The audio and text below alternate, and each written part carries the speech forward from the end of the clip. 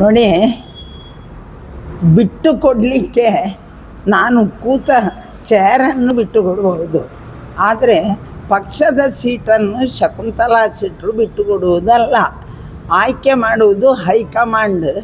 ಅದು ದೆಹಲಿಯಿಂದ ಮಂಜೂರಾಗಿ ಬರುವಂಥದ್ದು. ಅದರಲ್ಲಿ ನಾನು ಹೇಳುವಂಥದ್ದು ಏನಿದೆ ಅಂತ ನಾನು ಕೇಳಬೇಕಾಗಿದೆ, ಗೊತ್ತಾಯ್ತಲ್ಲ. ಯಾಕಂದರೆ ನಾನು ಕಾಂಗ್ರೆಸ್ಸಿಗೆ ಆಗ ತಾನೇ ಬಂದವಳು ನನಗೇ ನಾನು ಸೀಟು ಕೇಳಲಿಲ್ಲ. ಇನ್ನು ಅದನ್ನು ಬಿಟ್ಟು ಕೊಡ್ತೇನೆ ಅಂತ ಹೇಳಲಿಕ್ಕೆ ಇಟ್ಟುಕೊಳ್ಳುವಷ್ಟು ತಾಕತ್ತಿದ್ರಲ್ಲೋ ಬಿಟ್ಟು ಕೊಡುವುದು. ಅದು ಆಗುವುದಿಲ್ಲ. ನಾನು ಅಂತಲ್ಲ, ನೋಡಿ, ಯಾರಾದರೂ ಯಾವುದೇ ಪಕ್ಷದಲ್ಲಿ ನನಗೆ ಇದು ಅರ್ಜಿ ಹಾಕುವಾಗಲೇ ಅವರು ಮಾಡ್ತಾರೆ ವಿನಃ ಅದರ ಮೇಲೆ ನಾನು ನಿಲ್ಲುವುದಿಲ್ಲ, ನನ್ನ ಬದಲು ಇಂಥವರನ್ನು ಕೊಡಿ ಅಂತ ಹೇಳಿದರೆ ಯಾವ ಪಕ್ಷವೂ ಕೊಡುವುದಿಲ್ಲ. ಯಾರಿಗೆ ಹೆಚ್ಚು ಮತ ತೆಗಿಲಿಕ್ಕೆ ಸಾಧ್ಯ ಉಂಟು ಅಥವಾ ಜನರಿಂದ ಹೆಚ್ಚು ಜನ ಯಾರು ಗೌರವಿಸ್ತಾರೆ ಅಂಥವರಿಗೆ ಎಲ್ಲ ಪಕ್ಷಗಳು ಸೀಟು ಕೊಡೋದು. ಅದು ಬಸ್ಸಿನ ಸೀಟಲ್ಲ.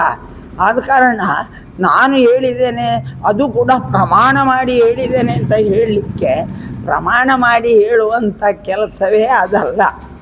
ಪ್ರಮಾಣ ಮಾಡುವಂಥದ್ದು, ಮಾಡಿಸುವಂಥದ್ದು ಹೌದಾಗಿದ್ದರೆ ಅವರೇ ಮಾಡಬೇಕು. ಇಷ್ಟು ವರ್ಷದಲ್ಲಿ ಪಕ್ಷಕ್ಕಾಗಿ ಪ್ರಾಮಾಣಿಕವಾಗಿ ದುಡಿದಿದ್ದೇನೆ, ಪಕ್ಷಕ್ಕೆ ವಂಚನೆ ಮಾಡಲಿಲ್ಲ, ವಿರೋಧ ಪಕ್ಷದಿಂದ ಹಣ ತಗೊಳ್ಳಿಲ್ಲ ಅಂತ ಪ್ರಮಾಣ ನೀವು ಮಾಡಿ ಅಂತ ನಾವು ಹೇಳಬೇಕಾದೀತು, ಗೊತ್ತಾಯ್ತಲ್ಲ. ನಾನು ಹೇಳೋದಿಲ್ಲ, ನಾವು ಹಾಗೆ ಹೇಳೋದಿಲ್ಲ. ಯಾಕಂದರೆ ಎಲ್ಲ ಗೊತ್ತಿದ್ದು ನಾವು ಇನ್ನೊಬ್ಬರನ್ನು ಸಣ್ಣವರನ್ನಾಗಿ ಮಾಡೋದಿಲ್ಲ.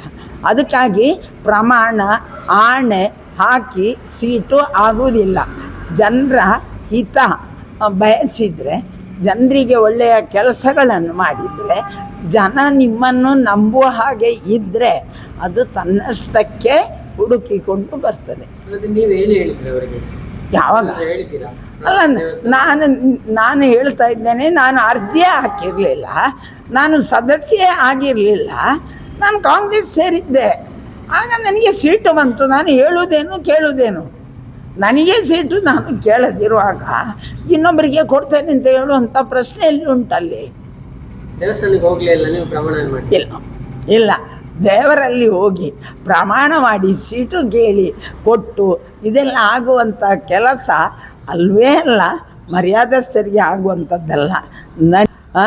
ಇಲ್ಲಿ ಹತ್ತೂರನ್ನು ಕಾಯುವಂತಹ ಮಹಾಲಿಂಗೇಶ್ವರ ಅವರು ಸೋಲುವುದು ಗೆಲ್ಲುವುದು ದೈವೇಚ್ಛೆ, ಜನರ ಓಟಿನ ಮೇಲೆ. ಈಗ ಆಡಳಿತವೇ ಮಾಡದ ಇಲ್ಲಿ ಆಪು ಬರ್ತದೆ ಅಂತ ಹೇಳಿ ನಾಳೆ ಹೋಗಿ ನಿಂತು ಮಹಾಲಿಂಗೇಶ್ವರ ಅನುಗ್ರಹ ಉಂಟು ಅಂತ ಇದು ಮಾಡಿದರೆ ಅವರು ಅನುಗ್ರಹಿಸಬೇಕು, ಓಟು ಬರುವುದಿಲ್ಲ. ಓಟು ಜನ ಕೊಡಬೇಕು, ಜನರು ನಮ್ಮನ್ನು ನಂಬಬೇಕು, ಆದರೆ ಮಾತ್ರ ಬರುವುದು. ಇನ್ನು ಚುನಾವಣೆಗೆ 4-5 ತಿಂಗಳು ಉಂಟು. ಅಷ್ಟರವರೆಗೆ ನಿಮಗೆ ದಿನಕ್ಕೊಂದು ಹೊಸ ವಿಷಯಗಳು ಬರ್ತವೆ.